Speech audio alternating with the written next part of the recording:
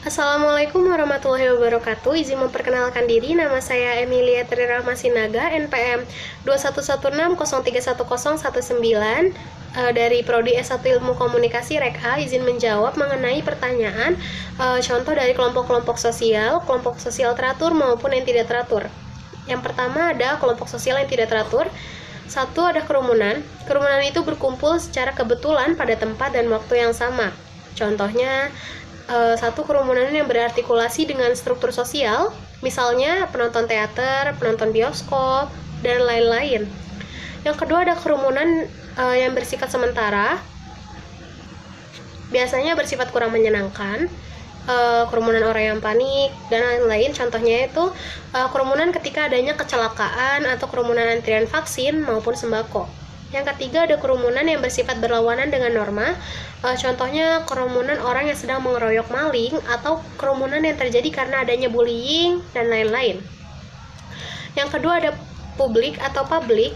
Adalah suatu perkumpulan yang memiliki fungsi sebagai tempat terjadi interaksi, namun interaksi tersebut terjadi melalui perantara dan memiliki sifat yang tidak langgeng.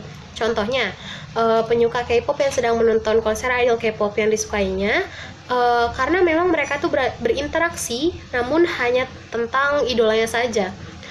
Dan biasanya bersifat sementara. Setelah konser itu selesai, mereka seperti tidak ada hubungan dan lain-lain. Lalu yang kedua itu ada kelompok sosial yang teratur. Satu, itu ada in-group dan out-group. In-group adalah kelompok sosial di mana individu mengidentifikasikan dirinya dalam kelompok tersebut, sedangkan out-group adalah kelompok sosial di luar kelompoknya tersebut. Contohnya, in-group Laila adalah siswa kelas 12 IPS 2, maka out-group Laila adalah siswa IPS 12 IPS 1. Contoh lain, misalnya in-group saya adalah ilmu komunikasi, maka out-group saya adalah ilmu hukum. Yang kedua yaitu kelompok primer dan kelompok sekunder. Kelompok primer adalah kelompok yang ditandai dengan ciri-ciri saling mengenal antara anggota-anggotanya serta kerjasama yang erat dan bersifat pribadi. Contoh dari kelompok primer adalah keluarga, sahabat, saudara, dan lain-lain. Sedangkan kelompok sekunder contohnya adalah hubungan kontrak jual beli, partai politik, suatu perhimpunan tertentu, dan lain-lain. Yang ketiga ada paguyuban dan patembayan. Paguyuban adalah bentuk kehidupan bersama di mana anggota-anggotanya diikat oleh hubungan batin yang murni dan bersifat alamiah serta kekal. Dasarnya adalah rasa cinta dan rasa kesatuan batin yang telah dikodratkan. Contohnya, paguyuban karena ikatan darah, keluarga, kelompok kekerabatan, dan lain-lain. Terus ada paguyuban karena tempat, misalnya rukun warga, rukun tetangga, paguyuban Batak Lampung, dan lain-lain.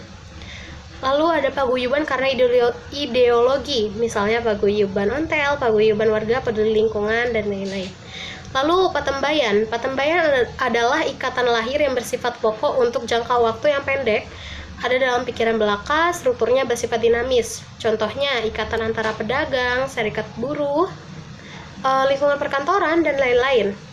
Yang terakhir ada formal group dan informal group. Formal group adalah suatu kelompok yang mempunyai peraturan tegas dan sengaja diciptakan oleh anggota-anggotanya untuk mengatur hubungan antara sesamanya. Contohnya negara, sekolah, perusahaan, dan lain-lain. Lalu ada informal group. Informal group adalah kelompok yang tidak memiliki struktur dan organisasi tertentu, terbentuk karena pertemuan yang berulang-ulang. Contohnya adalah teman sebaya, kelompok arisan, kelompok asosiasi, dan lain-lain. Sekian yang dapat saya jawab atau saya tampilkan. Kurang lebihnya saya mohon maaf. Sekian dari saya. Wassalamualaikum warahmatullahi wabarakatuh.